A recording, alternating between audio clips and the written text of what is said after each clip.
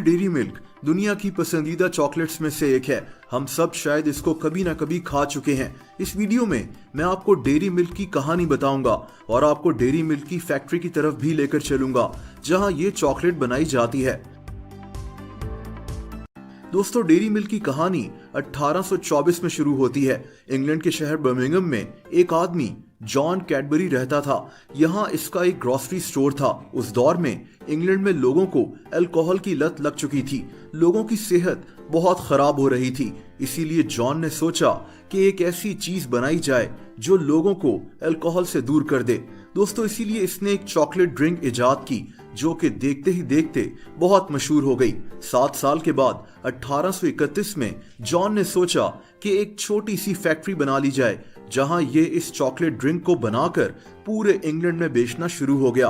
कुछ साल के बाद ही जॉन 16 किस्म की मुख्तलिफ चॉकलेट ड्रिंक्स बनाकर बेच रहा था और अब इसने अपने भाई के साथ मिलकर बर्मिंघम में ही एक नई फैक्ट्री भी बना ली। लेकिन दोस्तों, 1905 वो साल था जब डेयरी मिल्क की चॉकलेट्स बनना शुरू हुई थी। ये चॉकलेट्स भी बर्मिंघम में बनी थी जहां कैडबरी फैमिली के जॉर्ज कैडबरी ने अपनी डेयरी मिल्क चॉकलेट बनाई थी। इसने इस चॉकलेट में दूध को ज्यादा इस्तेमाल किया था। ये आइडिया बहुत मशहूर हो गया और देखते ही देखते डेयरी मिल्क चॉकलेट पूरे इंग्लैंड में लोग शौक से खाने लगे। अब यहाँ एक और इंटरेस्टिंग फैक्ट ये है कि डेयरी मिल्क के रैपर का रंग पर्पल क्यों होता है। दोस्तों, ये बर्तानिया की मलका क्वीन विक्टोरिया को ट्रिब्यूट देने के लिए किया गया था। मलका पर्पल कलर को बहुत पसंद करती थी। दोस्तों, अब चलते हैं डेयरी मिल्क की फैक्ट्री की तरफ। इनका हेडक्वार्टर इंग्लैंड में है। दोस्तों, चॉकलेट्स को कोको बीन से बनाया जाता है। कैडबरी डेयरी मिल्क को बनाने के लिए अफ्रीकन मुल्क घाना से कोको बीन्स मंगवाए जाते हैं।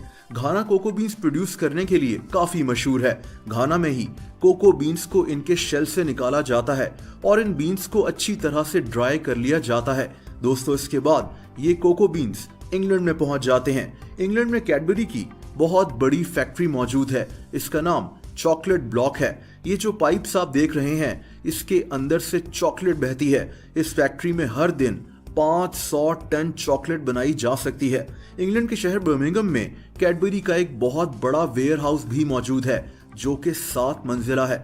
इसी फैक्ट्री में इन कोको बीन्स को सबसे पहले साफ कर लिया जाता है। साफ करने के बाद इन बीन्स को भूनने यानी रोस्ट करने की बारी आती है। दोस्तों, तीसरा स्टेप इन रोस्टेड कोको बीन्स को ग्राइंड करने का होता है। इन बीन्स को एक मशीन में ग्राइंड करके इनका पाउडर बना लिया जाता है। अब फैक्ट्री में कोको बीन्स का पाउडर मौजूद होता है, लेकिन चॉकलेट बनने में अभी भी काफी स्टेप्स दरकार होते हैं।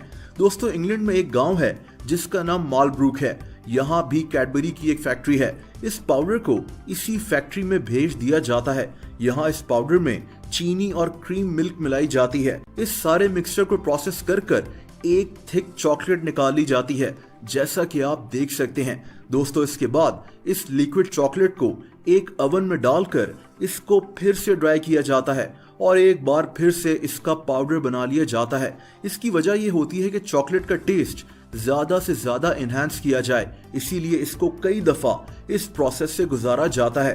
दोस्तों, फिर इस पाउडर में दूसरी चीजें डाली जाती हैं जैसा कि कोको बटर वगैरह और एक बार फिर से ब्लेंडिंग मशीन में चॉकलेट का एक पेस्ट तैयार हो जाता है।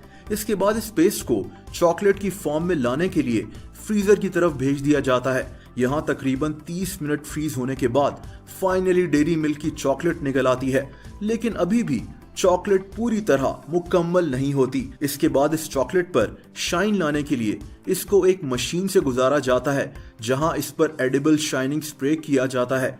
दोस्तों, अब यहाँ अगर कोई चॉकलेट सही ना बन सके तो इसको निकाल लिया जाता है। दूसरी चॉकलेट्स का वजन भी किया जाता है और फिर सारे क्वालिटी चेक्स करने के बाद इनको पैकिंग के लिए भेज दिया जाता है। यूं आपकी favourite Cadbury dairy milk chocolate तैयार हो जाती है। डेयरी मिल्क की रेसिपी पिछले 117 साल से तब्दील नहीं हुई।